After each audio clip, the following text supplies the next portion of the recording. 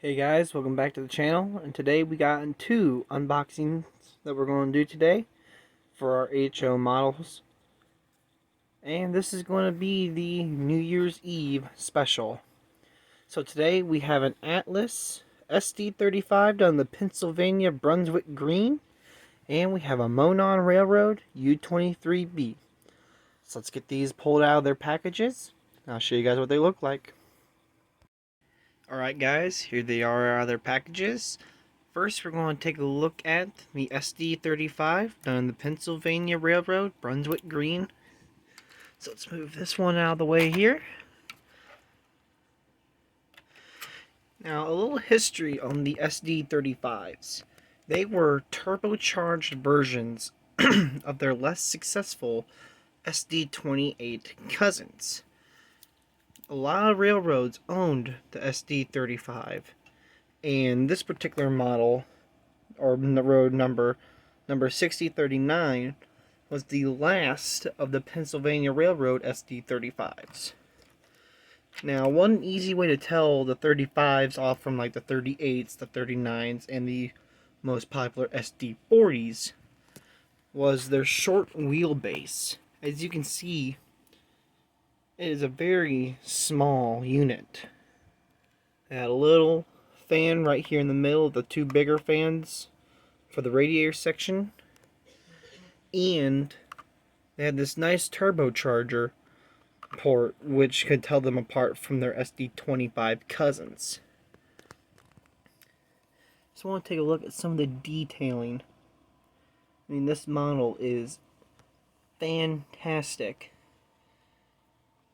Atlas did a really good job. Now, the Brunswick Green, if you look at it in a lot of photos, is a lot darker than this.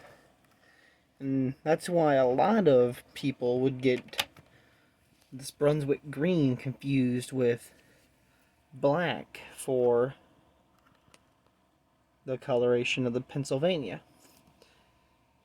Detailing just along the side of the unit is really good.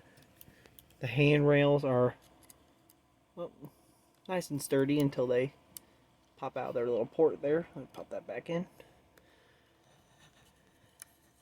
Now, as you notice on a lot of the units I've unboxed, they don't have ditch lights on them. And that's because until I want to say late 1992, it was not required by railroads to have ditch lights. And up until late 92, not a lot of railroads did. I mean, you had the Mars light for the Southern Pacific, which kind of acted like a ditch light, but it wasn't. But yeah, I mean, this model is really good. The truck detail is spectacular. Atlas, like I said, did a really good job. And it's got the standard HO coupler at the front. I'm pretty sure if I had the opportunity, I would be able to replace that with an actual Buckeye coupler. There we go. But yeah, really good. Could use a little dusting off, but I picked this up from my local hobby shop, Hobbytown, USA, and I was told this unit needed a lot of work internally to get it running properly, but thankfully I'm going to keep this one on stack display, so I won't really have to worry about running it much. But $40 for a pretty good looking unit, gotta say it was a good deal. Alrighty, now on to the U23. Alright, here's the U23 done in this beautiful black and gold Monon paint scheme. As you can see, the detailing, especially in the vent area, is really good. Now, this is one of, if not the only GE models that was purchased on my home railroad. I come from northern Indiana, and even through Indianapolis, the Monon Railroad hauled freight and passengers from Indianapolis, I think, all the way up to Chicago on their passenger service. And they had these beautiful F units that were done in a nice gray and red and black. And these units are beautiful. I'm hoping to get one day, but yeah, this railroad used to run right through my hometown of Rensselaer. And actually, Amtrak took over their passenger service with one train going to and one train coming from Chicago every single day.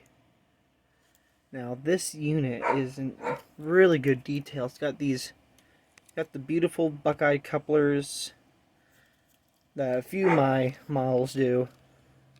There we go. Road number 601 for this one. I think the class ranged from 601 to 607 or 608. So I'm not 100% sure. I'll have to double check that, but the detailing is phenomenal. These handrails look perfect. Sorry for my dog in the background. But this beautiful gold and black paint scheme was used on their freight units. So their Alcos, EMDs that were not used in passenger, and of course this lovely GE unit here. I mean, even up top, the horn looks really good, and even the smokestack here looks fantastic. Radiator section looks good. And again, I just want to focus on this section back here. Little focus. Focus.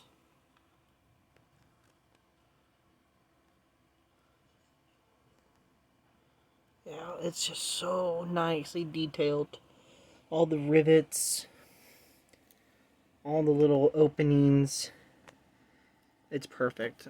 Now, I paid a little more for this unit, about $100. So, rest in peace, my Christmas money, but well worth it. The truck design. Now, as you can see, these trucks are Alco trucks. That's because some variations of the B20 or the U23 actually had Alco style trucks on them. And at this point, I'm pretty sure Alco and GE has somewhat of a partnership. That's where we got the first generation of the Union Pacific turbines, especially the prototype UP number 50. Just wanted to point that out, and notice how on these earlier GE units, they had the air compressors on the front and back of the fuel tank. Just always thought that was so cool. But that is going to do it for this video, guys. Tomorrow, for the New Year's Day special, I'm going to be showing you guys my collection of HO models. So, thank you guys for watching this video. If you liked it, press that like button, hit subscribe, and share this video to get myself out there. I would really appreciate it. Thank you guys for the support over the last month or so with the start of this channel. And I promise you, there's going to be big things coming in 2021. Just keep on the lookout. Thanks again, guys. See ya.